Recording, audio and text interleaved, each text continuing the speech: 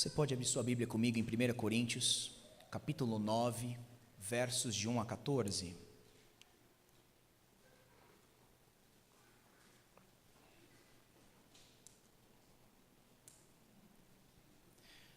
Primeira Coríntios, capítulo 9, versos de 1 a 14.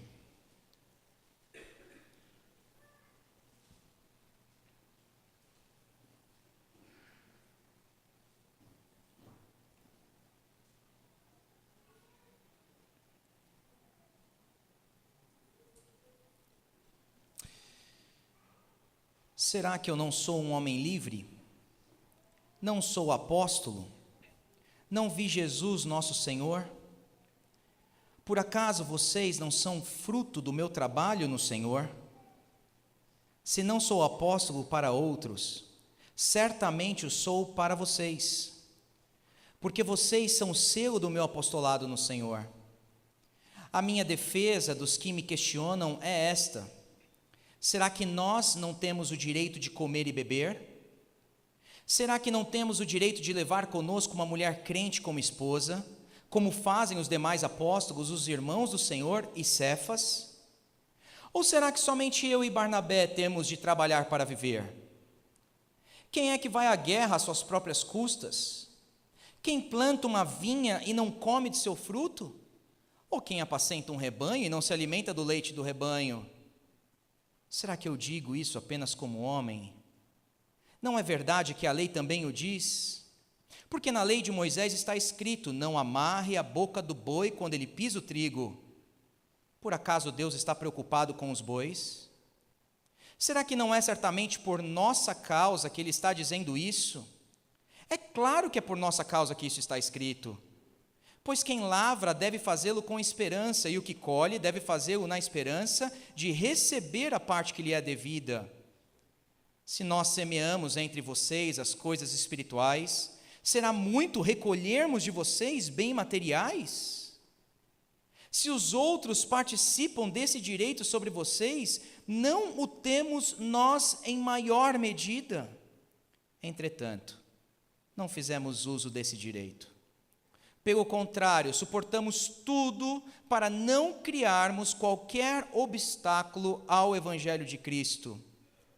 Vocês não sabem que os que prestam serviços sagrados se alimentam do próprio templo e os que servam ao altar participam do que é oferecido sobre o altar? Assim também o Senhor ordenou aos que pregam o Evangelho que vivam do Evangelho. Você já deve ter percebido aqui na Igreja da Trindade que a nossa abordagem ao pregar o texto bíblico é através da pregação expositiva. A pregação expositiva não é um método, mas é uma abordagem que nós temos com relação à Escritura, que parte do pressuposto que o dever do pregador é simplesmente expor o conteúdo bíblico. O próprio apóstolo Paulo disse em 1 Coríntios capítulo 4, que ele era ministro de Cristo, encarregado dos mistérios de Deus.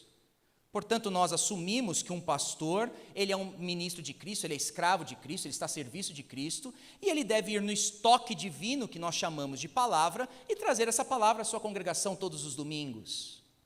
Embora a pregação expositiva seja uma abordagem, uma filosofia, nós achamos que o método mais útil para a vida da igreja, ou mais aproveitoso para a vida da igreja, é esse método que nós temos feito. Domingo após domingo, nós expomos o livro sequencialmente, capítulo por capítulo, verso por verso. Esse método que nós usamos, ele é melhor, porque mostra à igreja a autoridade da pregação.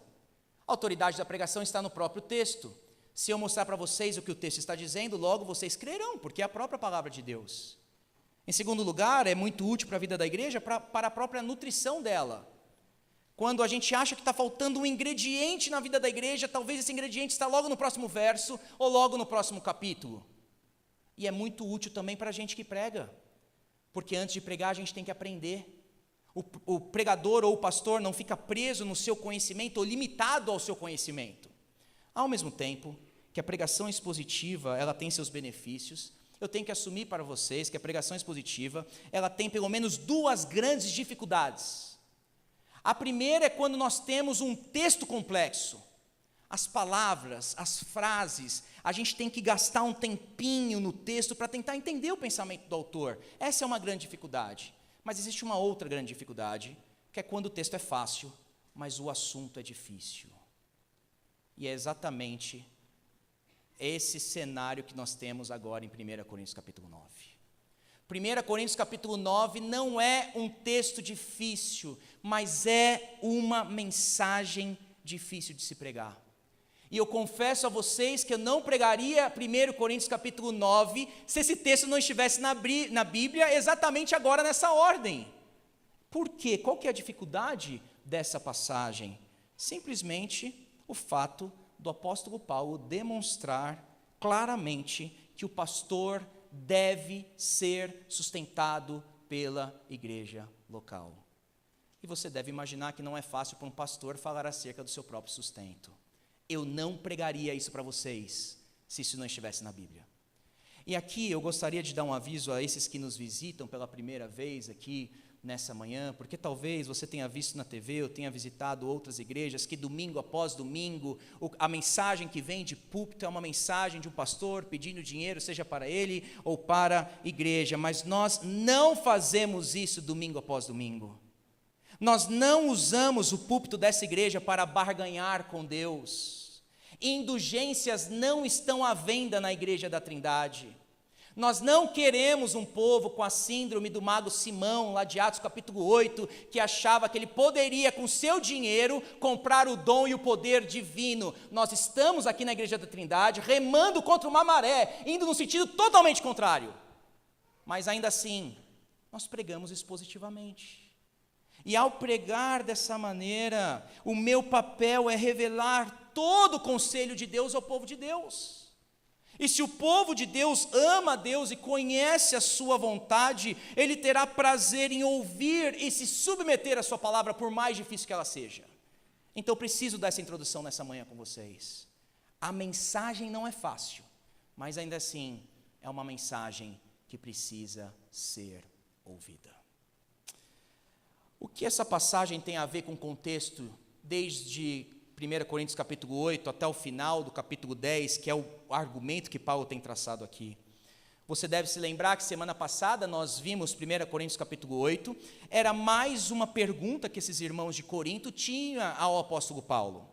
A pergunta está aí no verso 1 do capítulo 8, se você quiser olhar na sua Bíblia, é só para você se situar, que eles vão dizer no que se refere às coisas sacrificadas a ídolos. Nós vimos que o que estava acontecendo ali naquele contexto é que alguns alimentos, principalmente a carne, era constantemente oferecida a um ídolo ou a um deus em Corinto. O animal era repartido em 3, o primeiro pedaço da carne era colocada sobre o altar, queimada ali para aquele deus, o segundo pedaço da carne era entregue ao sacerdote como pagamento do seu trabalho, e a terceira pedaço da carne, então, o adorador levava para casa para comer com a sua família.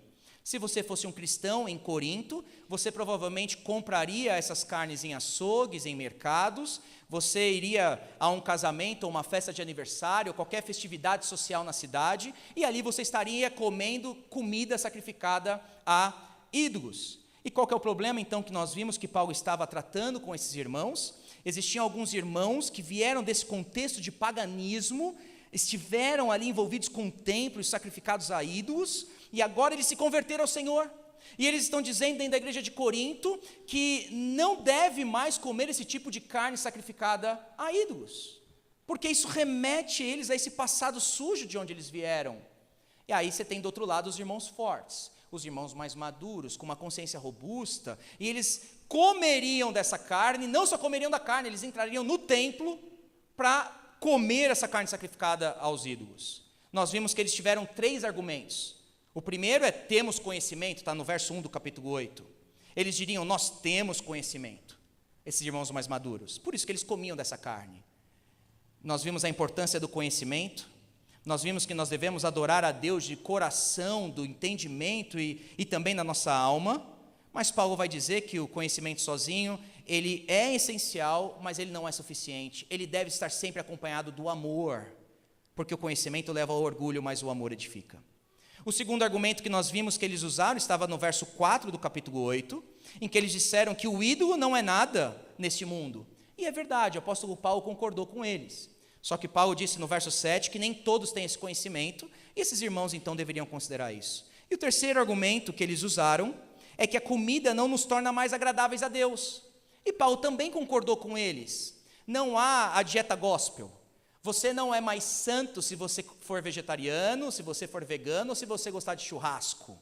Não existe mais dieta no reino de Deus. A comida não nos torna mais agradáveis a Deus, diz o apóstolo Paulo. Mas ainda assim, Paulo terminou o seu argumento, no capítulo 8, com algumas observações que nós vimos.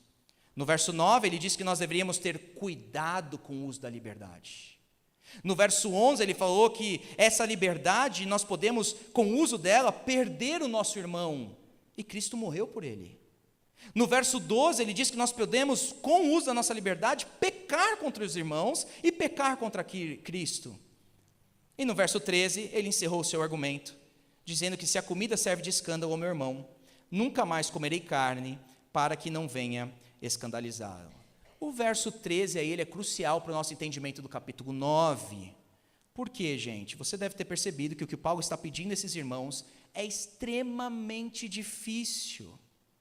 Que por amor aos seus irmãos, eles deveriam restringir o uso da sua liberdade que lhes era de direito. Paulo está pedindo isso a eles. Só que Paulo vai e apresenta agora um exemplo hipotético. Paulo está dizendo a eles, vocês têm que parar de comer comida sacrificadas a ídolos por amor ao seu irmão. E aí Paulo simplesmente coloca o seu exemplo, olha, eu também deixaria de comer carne se fosse possível. A objeção desses irmãos a Paulo seria, Paulo, mas você tem vivido assim, do jeito que você tem ensinado a gente? Você dizer simplesmente que você deixaria de comer é uma coisa, mas você está exigindo isso de nós. Você vive o que você prega? E é por isso que nós temos o capítulo 9. Porque o capítulo 9, o que Paulo vai fazer aqui é dar então o seu exemplo pessoal, já vivido por ele, um exemplo conhecido muito bem naquela igreja, de que ele abriu mão do seu sustento financeiro como ministro do Evangelho. E se o mestre deve viver o que ensina, Paulo é um verdadeiro mestre da palavra, porque o capítulo 9 é a prova que ele vive aquilo que ele ensinou no capítulo 8. E aí Paulo vai dar então 5 razões, dos versos 1 a 14 que nós lemos, 5 razões para o sustento de um ministro do Evangelho. É isso que nós temos nesses 14 versos. E eu começo com vocês aí meu primeiro ponto, a primeira razão que Paulo vai trazer, no caso dele, que ele deveria ser sustentado, era que ele era de fato um apóstolo, era o seu apostolado. Olha o verso 1 aí do capítulo 9 comigo, olha como ele começa o argumento. Será que eu não sou um homem livre? Você deve ter percebido que o capítulo 9 é basicamente feito de perguntas retóricas. São 16 perguntas, aqui é a primeira de 16 perguntas que Paulo está fazendo. Será que eu não sou um homem livre? Por que Paulo está falando que ele é um homem livre? Lembre, o capítulo anterior, capítulo 8, aqueles irmãos que tinham conhecimento diriam isso acerca de si mesmos. Nós somos livres, nós temos conhecimento, nós podemos fazer o que quisermos com a nossa liberdade. Então Paulo está falando, só vocês são livres? Será que eu também não sou livre? Será que eu não sou um cidadão romano e tenho vários direitos? Será que tem algum senhor aqui, se eu sou escravo de algum senhor aqui, eu tenho patrão aqui em Corinto?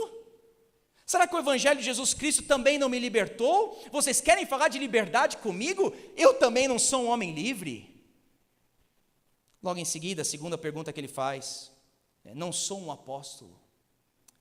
E se nosso pensamento está correto, desde o primeiro verso do capítulo 1, quando nós abrimos aqui as exposições em Corinto, você deve se lembrar que eu disse logo naquela primeira pregação, que o ministério apostólico de Paulo estava sendo examinado nessa igreja em Corinto.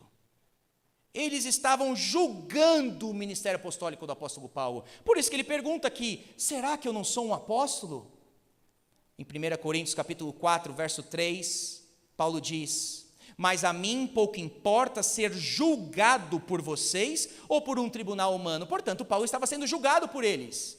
Por que eles estariam julgando o apóstolo Paulo e seu ministério?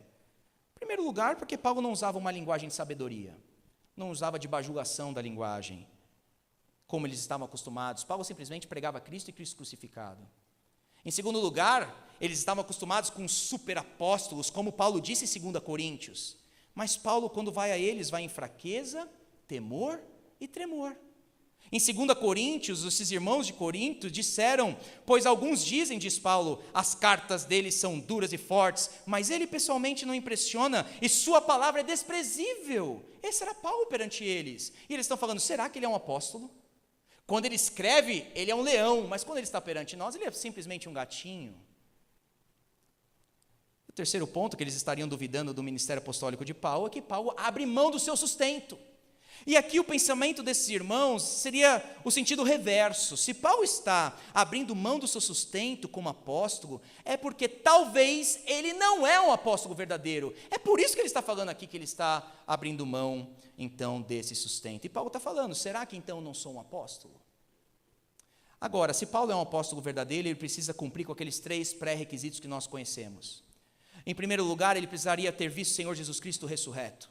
Em segundo lugar, ele deveria ter sido comissionado por ele. E em terceiro lugar, deveria haver na vida do apóstolo Paulo poder, sinais e maravilhas. Qual é a próxima pergunta, então, que o apóstolo Paulo faz a eles? Não vi nosso Senhor? Deu para entender o que Paulo está fazendo?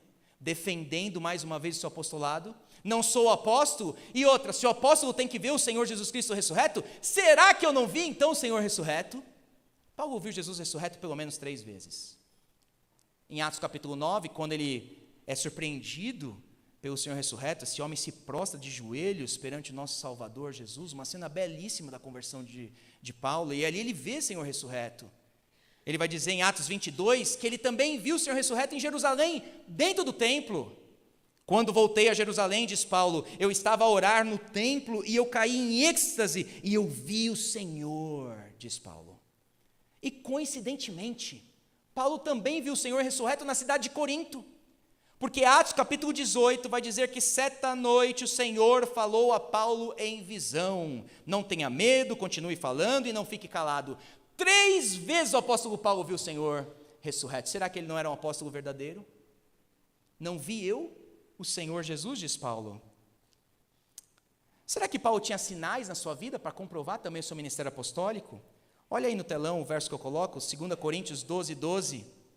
As marcas de um apóstolo, diz Paulo, sinais, maravilhas e milagres foram demonstradas entre vocês com grande perseverança. Portanto, ele viu o Senhor ressurreto. Gálatas vai dizer que Jesus, de fato, comissionou Paulo para pregar aos gentios e ele tinha sinais, maravilhas e milagres. Paulo era um verdadeiro apóstolo de Cristo. E vale dizer, toda vez que a gente entra nesse assunto de apóstolo, que não existem mais apóstolos hoje em dia.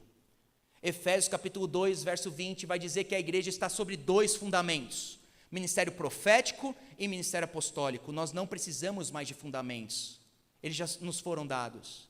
Nós não precisamos mais de autoridade apostólica, basta você abrir a Bíblia aí e ler o livro do apóstolo que ele escreveu. Essa é a autoridade apostólica que nós temos agora para nós, igreja do Novo Testamento. A outra pergunta que ele faz, segue comigo aí no texto, por favor. Por acaso vocês não são fruto do meu trabalho no Senhor? Ora, se Paulo era um apóstolo, então deveria haver fruto. Lembra como ele iniciou ou abriu a sua carta? Ele disse que ele era um apóstolo, chamado pela vontade de Deus, e do lado dele tinha aquele irmão chamado Sóstenes. Por que Paulo falou que Sóstenes estava do lado dele? Porque Sóstenes agora tinha se convertido, era um fruto do ministério dele. E aqui ele está falando, bom, se eu sou um apóstolo, então tem que ter fruto. E vocês não são fruto, então, do meu trabalho, mas veja a ênfase, no Senhor. Paulo sabia que Cristo, ou Deus, é a causa eficiente de todo fruto no ministério. O homem é simplesmente um instrumento. O homem jamais deve dizer, ou a mulher jamais deve dizer acerca do seu ministério, é o meu trabalho, é o meu fruto. Paulo diz, não.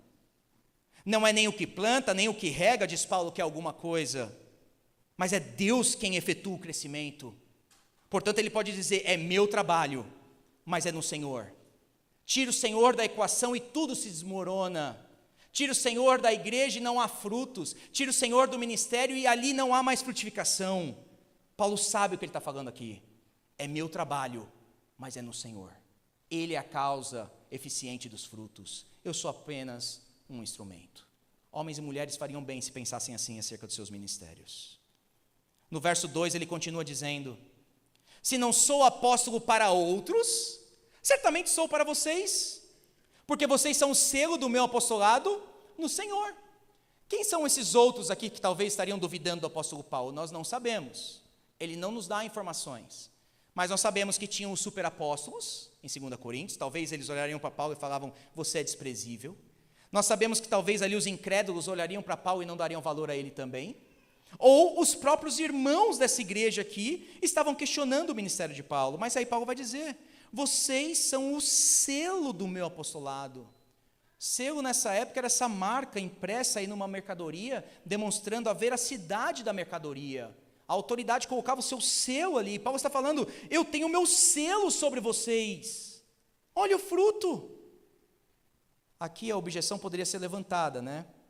Porque um falso apóstolo, ele também pode ter seguidores.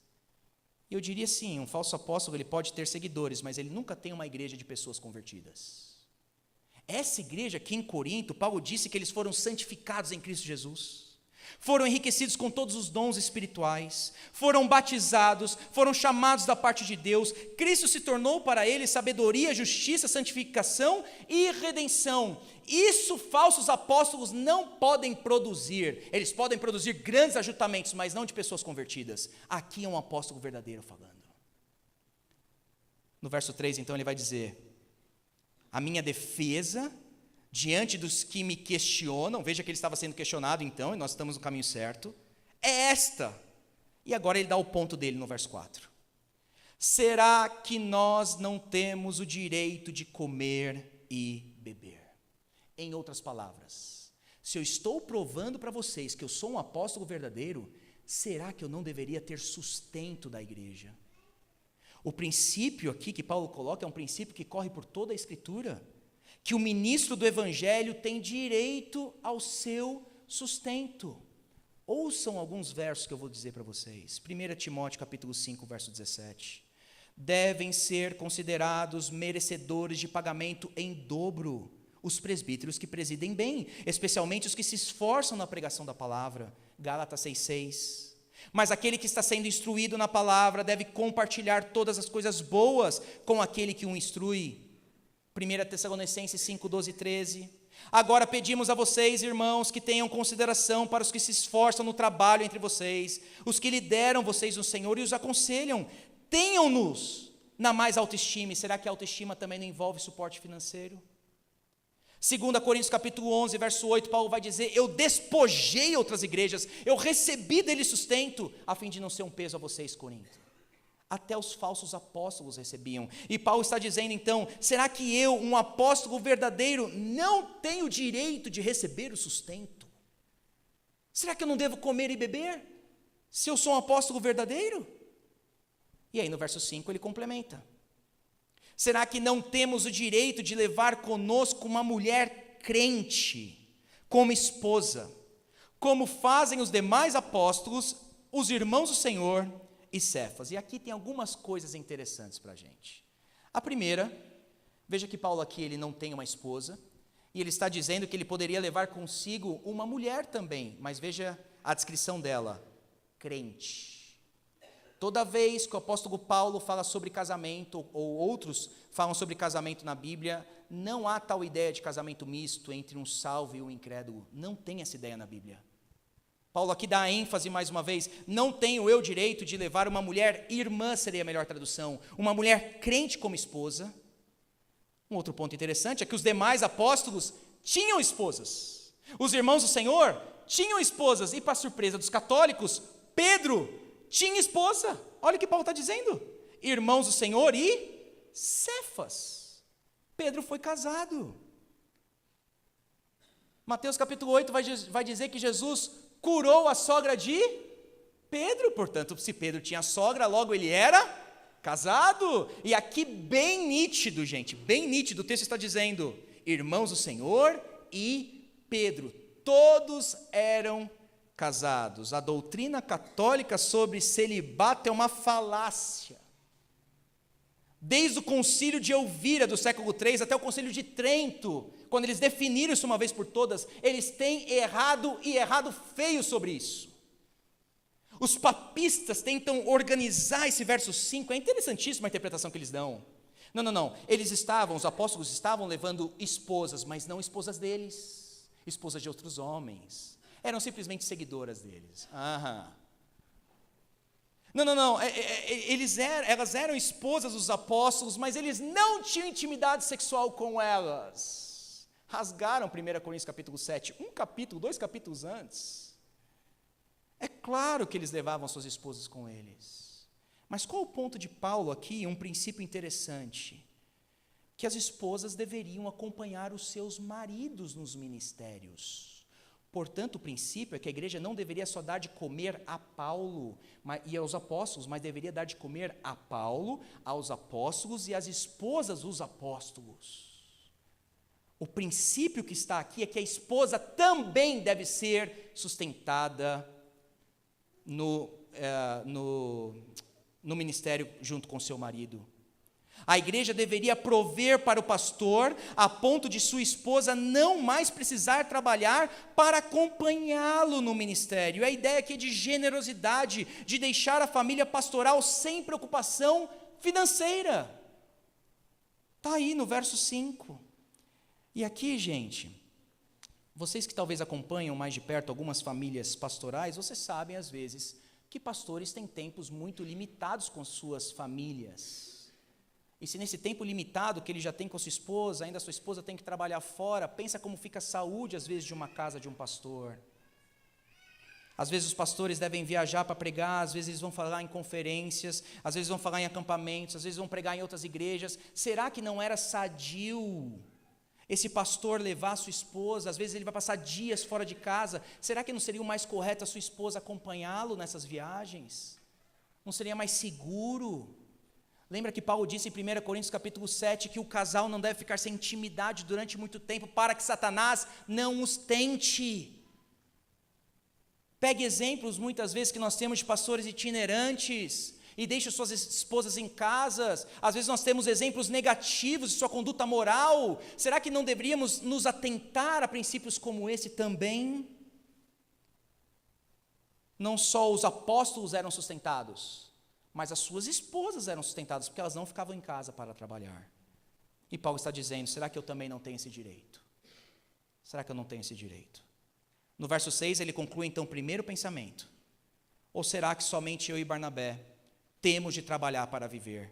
E o princípio aqui é lógico. Os ministros do evangelho têm o direito de não trabalhar fora e darem tempo integral ao ministério. Eles têm esse direito. É isso que Paulo está apelando. Portanto, a primeira razão que Paulo vai trabalhar aqui para o seu sustento é que ele era um apóstolo verdadeiro e autêntico, comissionado pelo próprio Senhor Jesus Cristo. Agora os outros pontos fluem mais rápido, porque esse aí tinha 6 versículos, agora a gente só deve pincelar os próximos. Olha aí, o segundo ponto que Paulo vai agora trabalhar, ou a razão que ele oferece, é que não só é o seu apostolado, é uma razão genuína, mas faz parte do senso comum. No verso 7, ele vai ilustrar aí coisas do nosso cotidiano, para mostrar como isso acontece com todo mundo. Todo mundo é sustentado pelo seu trabalho, diz Paulo. Olha aí o verso 7. Quem é que vai à guerra às suas próprias custas? Quem planta uma vinha e não come do seu fruto? Quem apacenta um rebanho e não se alimenta do leite do seu rebanho? 3 imagens que Paulo pinta do pastor. O pastor é um soldado, o pastor é um agricultor e o pastor é um pastor de ovelhas. E nós faríamos bem de fincar os nossos pés com essas imagens do ministério pastoral, porque há outras imagens hoje em dia, há outras metáforas do ministério pastoral hoje em dia.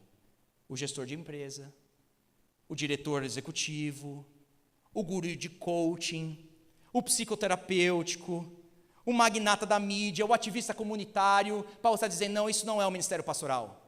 O pastor é um soldado porque ele luta pelo seu povo, sofre com o seu povo e se entrega por ele. O pastor é um agricultor porque ele planta a semente da palavra e acompanha o crescimento. O pastor é pastor de ovelhas porque ele alimenta o rebanho e traz direcionamento durante toda a jornada. Essas são as imagens bíblicas do ministério pastoral. Mas ele vai dizer, quem é que vai à guerra às suas próprias custas?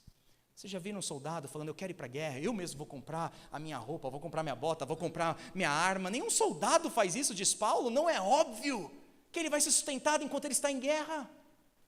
Imagina o soldado na trincheira, vendo o seu inimigo, preocupado na conta que ele tem que pagar amanhã, ou se ele vai conseguir comer amanhã. Ele perde a guerra. Quem planta uma vinha e não come seu fruto, já visitou uma vinícola? Quantos anos de trabalho ali para que tenha um bom vinho, um bom suco de uva? Será que o dono da vinha não deseja ter lucro ou usufruir dos seus benefícios? Quem apacenta um rebanho e não se alimenta do leite do rebanho? Se isso é verdade no cotidiano, por que não deveria ser verdade na vida dos ministros do Evangelho, diz Paulo? Ele está dando exemplos aqui que nós muito bem conhecemos. Terceira razão que Paulo vai dizer acerca do sustento dos ministros do Evangelho. Está na lei. Não só porque ele era um apóstolo, não só porque faz parte do nosso dia a dia, é um senso comum isso, mas porque também está na lei. Olha o verso 8 comigo. Será que eu digo isso apenas como homem? Não é verdade que a lei também o diz? Paulo está dizendo aqui, será que eu digo isso apenas como homem? Será que eu vou fazer o meu ponto simplesmente com ilustrações humanas, com ilustrações do nosso dia a dia? Será que a Bíblia, a lei, o Pentateuco também não tem algo para dizer para a gente? E aí o verso 9 ele vai dizer, porque na lei de Moisés está escrito, não amarre a boca do boi quando ele pisa o trigo. O que estava acontecendo aqui no Antigo Testamento? Você tinha o trigo e a semente muitas vezes estava dentro de uma casca. E a maneira deles quebrarem essa casca era jogar várias sementes então no chão, amarravam 2 bois, colocavam uma pedra circular e plana atrás desses bois, então os bois iam pisando nessas cascas para quebrar a casca e deixar somente ali o trigo ou a semente. E Paulo está dizendo, será que é certo fazer isso com os animais? A lei diria que seria desumano olhar para o boi que está com fome, o dia inteiro puxando pedra, pisando sobre essas cascas, ele está vendo ali o alimento, mas ele não pode comer. Será que nós faríamos isso com os animais? E ele vai dizer no verso 9, por acaso Deus está preocupado com os bois? O que Paulo está preocupado aqui é com o princípio por trás da lei. Não é que Deus não é preocupado com os animais, claro que Deus se preocupa com os animais. Jesus vai dizer que ele sustenta os pássaros 2 vezes, tanto em Mateus 6 quanto em Mateus 10. Deus se preocupa com os animais. Mas há aqui aquele princípio do menor para o maior. Se Deus se preocupa com os animais e sustenta e dá alimento a ele, será que os ministros do Evangelho também não deveriam comer enquanto trabalham?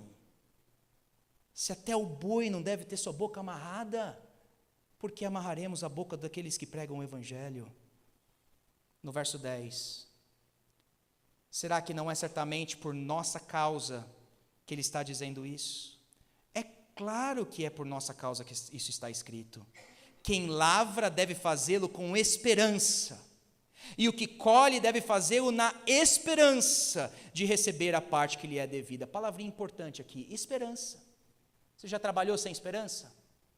Você já trabalhou numa empresa que é falida? Algum chefe, algum patrão já chegou para você e falou, você vai trabalhar para mim durante 6 meses sem receber um salário. Como seria o seu trabalho para aquela empresa? Você perdeu a esperança. Paulo está dizendo, não, aquele que trabalha, aquele que lavra, ele deve ter esperança do seu sustento. No verso 11, se nós semeamos entre vocês as coisas espirituais, será muito recolhermos de vocês bens materiais. E aqui, gente, é um princípio que nós precisamos nos atentar. Coisas espirituais devem ser mantidas pelos nossos bens materiais. A maneira de Deus manter seu plano de redenção através dos séculos é mediante a contribuição generosa do seu povo. Se não houver ofertas, não mais haverá coisas espirituais. Se nós, Igreja da Trindade, entendemos isso, a importância do nosso culto público para as nossas vidas, se nós entendemos que é o meio de graça que Deus vem a nós, não deveríamos então manter essa igreja com generosidade? Quantas pessoas têm sido transformadas pela pregação do Evangelho? Quantos casamentos têm sido preservados pelo ministério da igreja?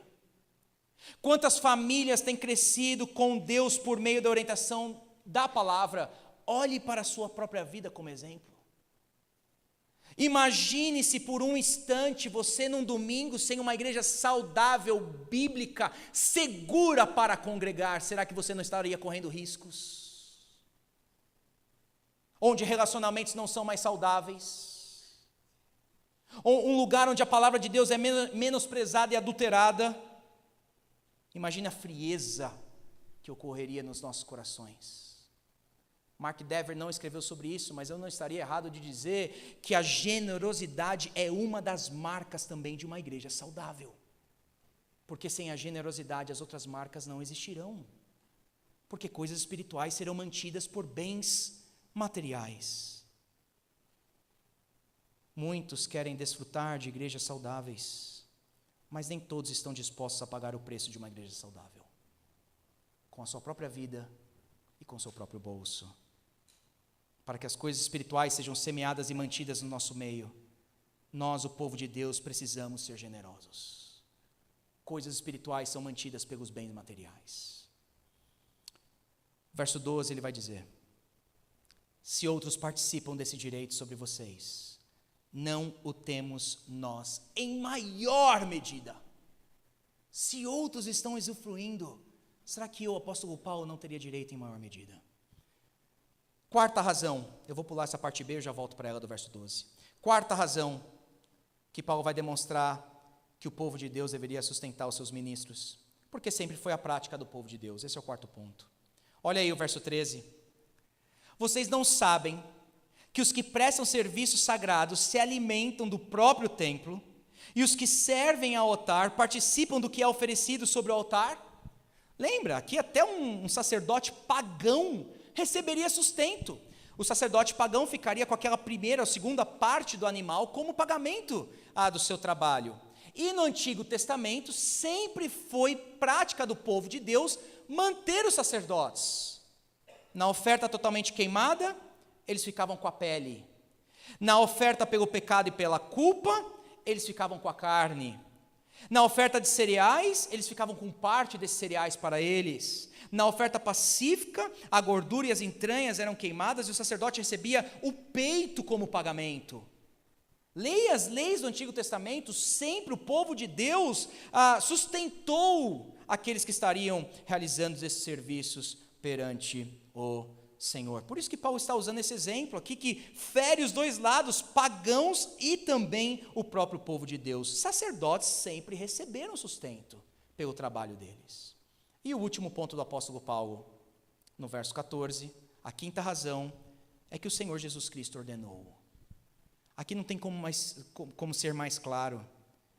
Ele vai dizer no verso 14: assim também o Senhor ordenou aos que pregam o Evangelho que vivam do Evangelho.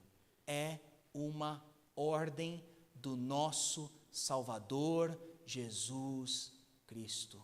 Mateus capítulo 10, versos 9 e 10, quando ele manda os seus apóstolos, os seus discípulos, isso se repete aos 72 lá em Lucas, ele diz: não levem ouro, não levem prata, nem cobre em seus cintos, nem sacola para o caminho, nem duas túnicas, nem sandálias, nem bordão. Por quê?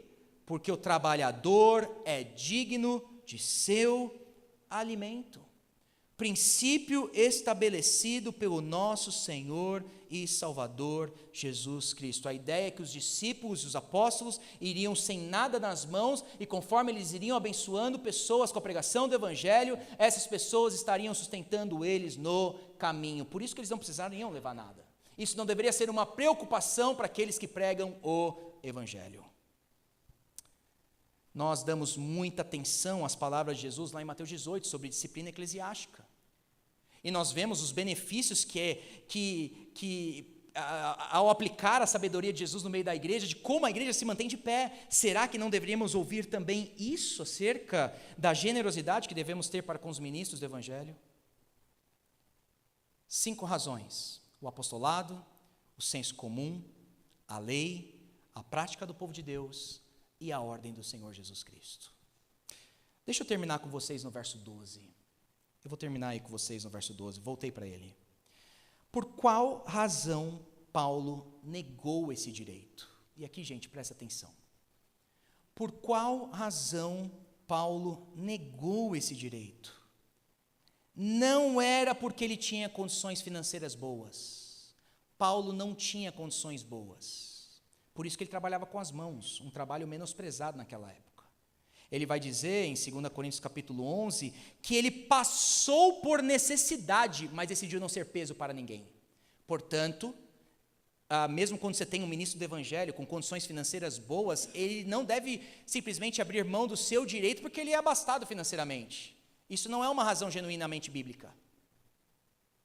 Não era também porque a igreja de Corinto não tinha condições de sustentar o apóstolo. Porque a igreja de Corinto tinha condições de sustentar o apóstolo.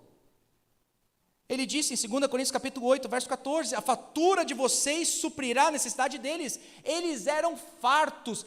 Mas e quando a igreja não tem nenhuma capacidade financeira para sustentar o apóstolo, no caso ali, os ministros do evangelho, será que os macedônios tinham capacidade financeira para ofertar ao apóstolo Paulo? Qual é o exemplo que ele vai dizer lá em 2 Coríntios capítulo 8 e capítulo 9, de que eles eram extremamente pobres?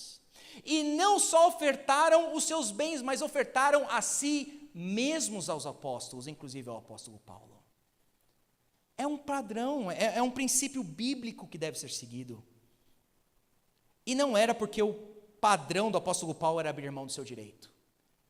O que deve ficar claro para nós aqui é que enquanto Paulo está abrindo mão da grana, do sustento aqui de Corinto, ele ainda recebia das igrejas da Macedônia. Esse é um ponto que às vezes passa despercebido no texto.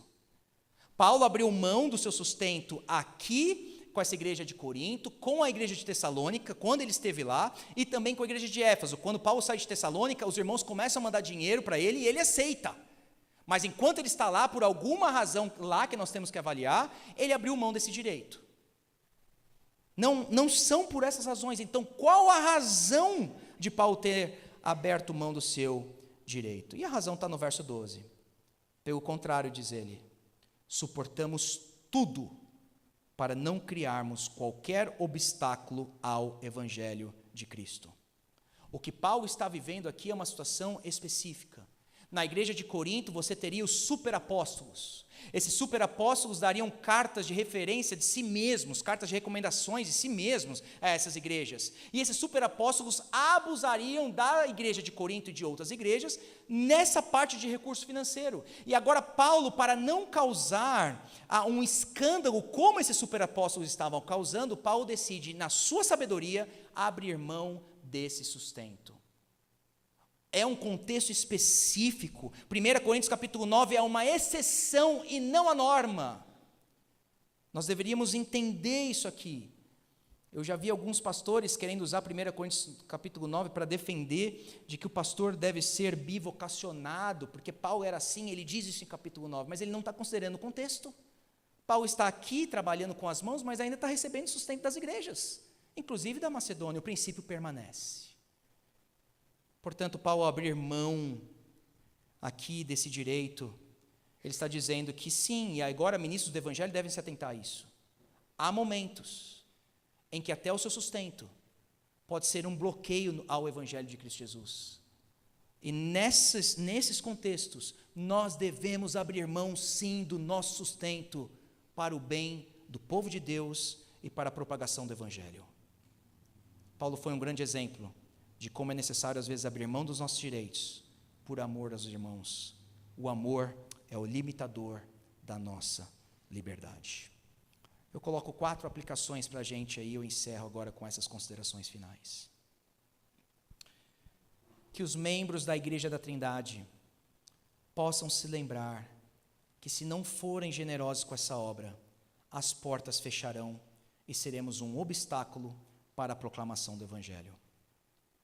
Que possamos entender que uma das principais razões da generosidade divina para conosco é para que sejamos responsáveis em manter as coisas espirituais, a saber, a igreja local.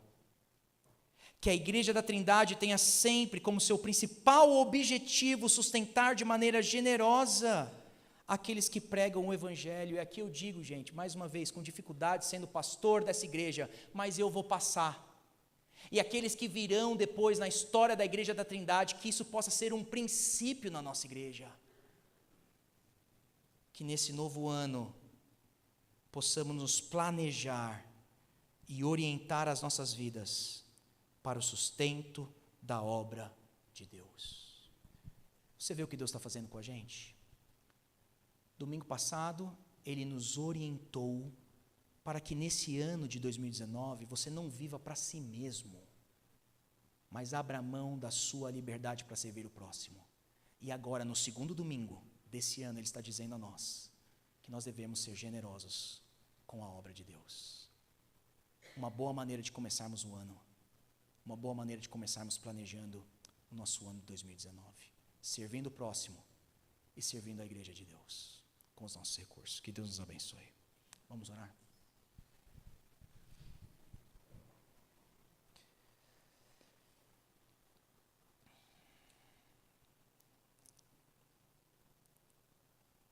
Senhor Deus, o Senhor conhece o meu coração e sabe a dificuldade que eu tive de expor esse capítulo à tua igreja, mas ainda assim é sua palavra, e as suas palavras são espírito e vida. Mesmo quando a mensagem é dura, através do seu espírito, o Senhor torna essa semente em vida. Então produza na igreja da Trindade vida. Use dessa semente, Senhor, para frutificar a tua obra nas nossas vidas. Meu Deus, que a igreja da Trindade, incluindo pastores, líderes, membros, que a igreja da Trindade seja conhecida pela sua generosidade. O Senhor Jesus sabe o que Ele está nos orientando aqui. Que seja essa uma marca da nossa igreja, assim como temos outras marcas bíblicas, que seja essa uma marca verdadeira nesse ano de 2019. Que possamos deixar de ser mesquinhos, achar que o Senhor está simplesmente nos abençoando para que possamos desfrutar da nossa vida, mas não abençoar a tua obra. Qual é a nossa prioridade? Que através do seu Espírito e dessa semente, o Senhor cumpra o seu propósito na nossa vida, hoje e sempre.